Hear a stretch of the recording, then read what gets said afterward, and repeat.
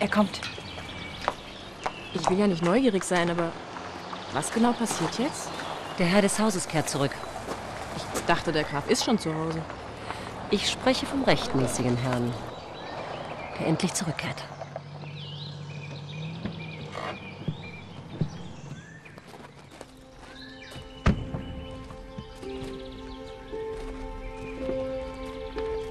Danke.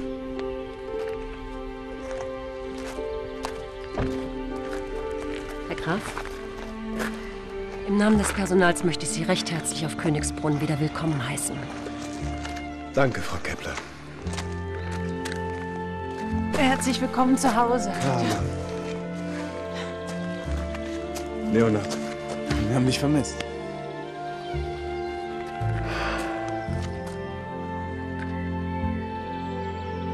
Es ist schön, wieder zu Hause zu sein. Das ist also alles, was Ihnen einfällt? Damit kommen wir bei Gericht niemals durch! Mehr gibt der Vertrag nicht her. Wir haben jetzt alles geprüft. Ja, dann prüfen Sie eben nochmal. Es muss eine Lücke geben! Raus jetzt! Melden Sie sich, wenn Sie was gefunden haben!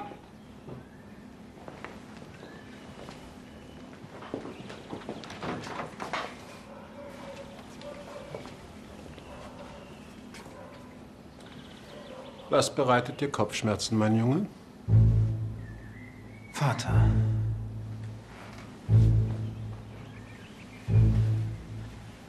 Du kannst wohl nicht erwarten. Ich war lange genug von zu Hause weg. Findest du nicht? Meine Herren.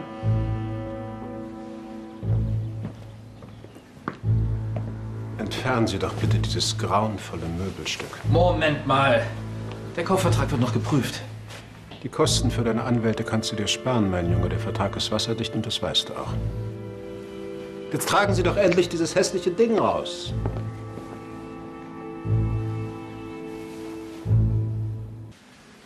Ansgar hat versucht, seinen Vater zu vergiften. Wenn die Damen dann ihren Plausch beendet haben? Wir sind dann soweit fertig. Vielen Dank. Es ist angerichtet. Danke, Frau Kepler. Die Damen? Ach, einen Moment, Frau Kepler. Es wäre mir eine große Freude, mit Ihnen allen gemeinsam meine Rückkehr feiern zu können. Sie haben gehört, was der Graf gesagt hat. Ja, bitte, bitte bedienen Sie sich. Ich hoffe wirklich, dass die ganze Sache mit Ansgar jetzt endlich vorbei ist. Ich bin ihm vorhin begegnet. Und? Ja, so schnell wird er sich mit seiner Niederlage nicht abfinden, Carla. Ihm wird nichts anderes übrig bleiben. Unterschätze deinen Bruder nicht. Zerbrich dir jetzt bitte nicht schon wieder den Kopf. Wichtig ist, dass du wieder hier bist. Solange wir als Familie zusammenhalten, kann uns nichts passieren. Ohne euch hätte ich das nicht überstanden. Auf euch. Auf dich.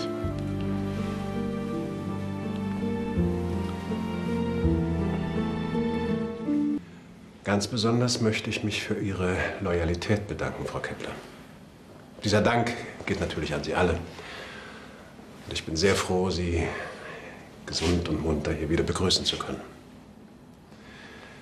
Jetzt möchte ich eigentlich nur noch wissen, warum mir niemand diese reizende junge Dame vorstellt. Verzeihung. Das ist Sarah. Willkommen, Sarah. So, jetzt habe ich aber, glaube ich, genug geredet. Und ich denke, es ist an der Zeit, anzustoßen. Auf Königsbrunn. Auf unseren Vater. Auf dich.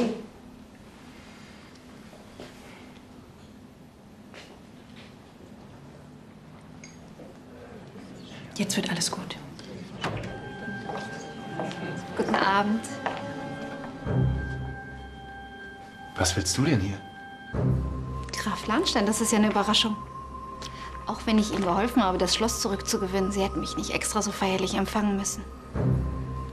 Dass Sie mir dafür lebenslanges Wohnrecht hier auf Königsbrunn zugesagt haben, reicht mir vollkommen. Bitte sag, dass das nicht wahr ist.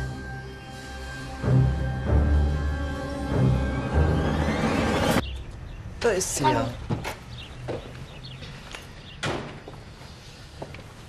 Ringfrei. Hallo. Hallo. Lisa, kommst du bitte mal? Ich möchte mit dir reden. Ich möchte euch auch noch was sagen. Wenn es um das Mathe-Camp geht, dann sage ich dir gleich, da gibt's keine Diskussion. Ja, okay. Was? Ja, gut, ist zwar nicht so toll, aber da kann ich wirklich am besten lernen. Das ging ja schnell. Ich meine, ich freue mich. Aber du warst doch anfangs so dagegen. Ja, lieber 2 Wochen Mathe-Camp als noch ein Jahr länger Schule. Sehr vernünftig. Ja gut, dann. Ich müsste noch mal weg. Darf ich? Ja? Okay, danke. Ciao.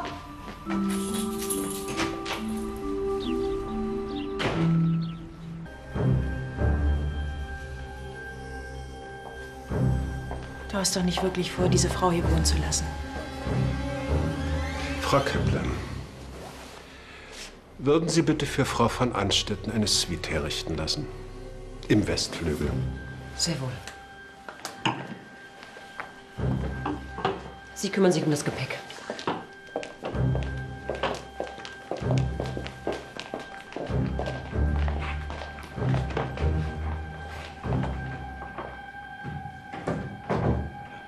Entschuldige, Vater, aber was hat dich denn bitte schön dazu bewogen?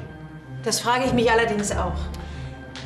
Frau von Anstetten war entscheidend daran beteiligt, Königsbrunn wieder in meinen Besitz zu bringen. Die Idee, einen zweiten Strohmann zu etablieren, stammt von ihr. Ich weiß eben, wie Ansgar tickt. Der Graf und ich hatten einen Deal. Und ich finde, eine kleine Gegenleistung ist nicht zu viel verlangt.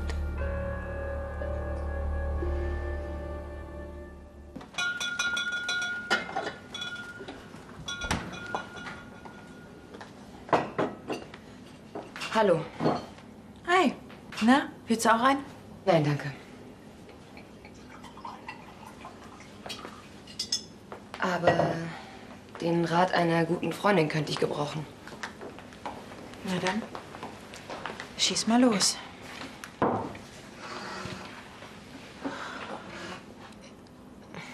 Du siehst auch nicht gerade sehr glücklich aus. Das willst du gar nicht wissen.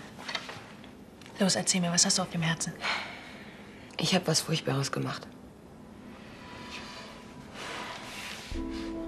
Ich habe Gregor in dem Glauben gelassen, dass Max mit Ansgar geschlafen hat. Dabei stimmte das gar nicht. Wie bitte? Was hast du gemacht? Ansgar wollte sich an Gregor rächen und da hat er Max abgefüllt, ihr K.O.-Tropfen gegeben und am nächsten Morgen hat er dann behauptet, dass sie Sex gehabt hätten. Dieses Schwein. Ja, und anstatt ihn auffliegen zu lassen, hast du einfach die Klappe gehalten. Ich hatte gerade mein Kind verloren. Ich war einsam, Carla. Mensch, Natalie, ich verstehe dich nicht.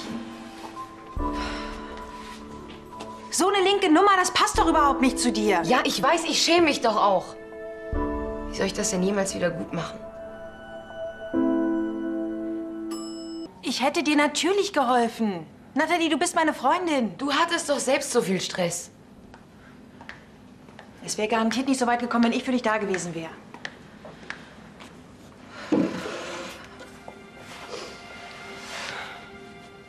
Wahrscheinlich hätte ich sowieso nicht auf dich gehört. Nach der Fehlgeburt war ich total auf Gregor fixiert. Wieso bist du denn überhaupt nicht auf den Gedanken gekommen, Gregor? Ich konnte doch überhaupt nicht mehr klar denken. Jetzt hätte ich doch sofort gesagt, dass Ansgar lügt. Gut.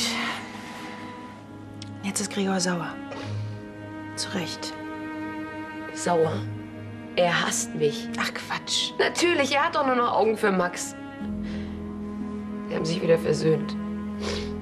Max ist bei ihm eingezogen. Na also, dann ist doch alles wieder in Ordnung. Von wegen. Wie soll das denn gut gehen, wenn wir alle 3 da wohnen? Und ich mit meiner Feigheit. Also, wenn ich dir irgendwie helfen kann. Ich kann doch mal mit Gregor reden.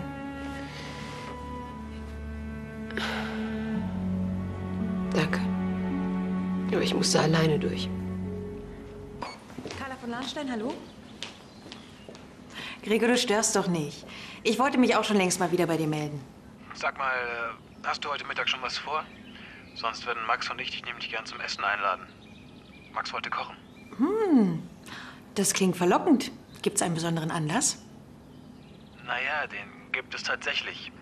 Wir könnten nämlich ein paar Tipps in Sachen Hochzeitsvorbereitungen gebrauchen. Ihr wollt heiraten? Herzlichen Glückwunsch. Wir könnten es gar nicht mehr abwarten. Das kann ich verstehen.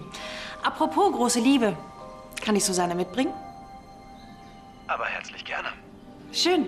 Dann freue ich mich. Bis heute Abend. Tschüss. Also, ich weiß nicht. Schleier und Schleppe ist nicht so mein Fall. Ah, na komm, wenn schon, denn schon. Du heiratest schließlich nur einmal. Was man von uns beiden nicht behaupten kann. Wir wissen ja noch nicht mal, wer von uns das Brautkleid tragen soll. Wir beide in Weiß, ist das nicht komisch? Wenn zwei Frauen heiraten, dann ist das nicht komisch. Das ist logisch. Du wirst traumhaft aussehen. Achtung! Wer wird traumhaft aussehen? Na, such dir schnell eine von uns Bräuten aus, bevor der Baulärm wieder losgeht. Meine Wahl steht schon fest. Ich bin wirklich froh, dass ihr doch noch zueinander gefunden habt. Du weißt also, dass Natalie uns auseinanderbringen wollte? Ja, es ist kaum zu glauben. Ich dachte, ich kenne sie. Das dachte ich auch. Gregor, sie hat doch längst eingesehen, dass sie einen großen Fehler gemacht hat. Sonst hätte sie mir das Ganze nicht gebeichtet. Und du meinst, das reicht? Ja. Zumindest ist es ein erster Schritt. Zurück zu der Natalie, die wir als Freundin lieben. Lieber Gregor, ich fühle mich wie in einem Teufelskreis, der mich unaufhaltsam nach unten zieht. Ich habe alles verloren. Ansgar, meine große Liebe, meine Arbeit, unsere WG, meine Freunde und jetzt auch noch dich. Als sollte ich nie wieder glücklich werden dürfen. Ich muss ständig an unser Kind denken, das ich auch nicht behalten durfte. Es fehlt mir so sehr. Deshalb habe ich eine Entscheidung getroffen, die für uns alle die beste Lösung ist.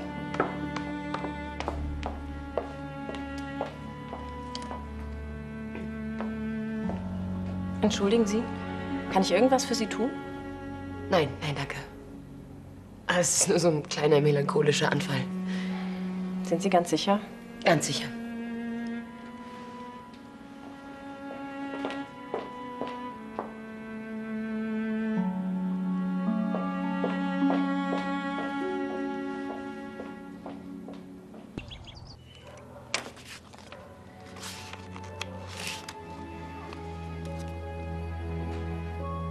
Leb wohl, mein Freund. Natalie, hallo. Hey. Alles okay bei dir? Ja, mir geht's gut. Ich sehe jetzt wieder klarer. Wie wär's? Lass uns in Schneiders gehen, da waren wir schon lange nicht mehr. Hm? Oh, ich bin schon verabredet, tut mir leid. Natalie. Ein andermal vielleicht. Ich muss los. Wenn du reden willst, ich bin für dich da. Du hast die Freundschaft zu mir noch nicht aufgegeben? Nein, das weißt du doch. Mir geht's gut. Keine Sorge.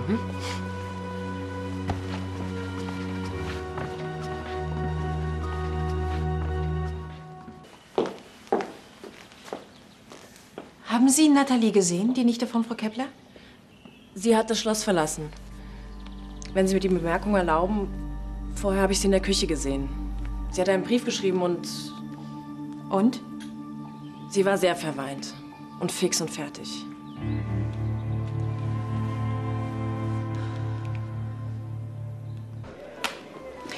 Natalie ist vermutlich nicht in der Stimmung zu telefonieren. Ich habe irgendwie ein ganz komisches Gefühl. Für sie ist es doch auch peinlich. Alle wissen, was sie getan hat. Und jetzt habe ich dir auch noch die Mittagspause versaut. Sorry. Es macht mir nichts aus, dich beim Telefonieren zu beobachten. Hauptsache, ich sehe dich. Vielleicht weiß der ja was. Viel Spaß. Sehen wir uns heute Abend? Das kann ich noch nicht versprechen. Wenn es Natalie schlecht geht, dann... Schon okay.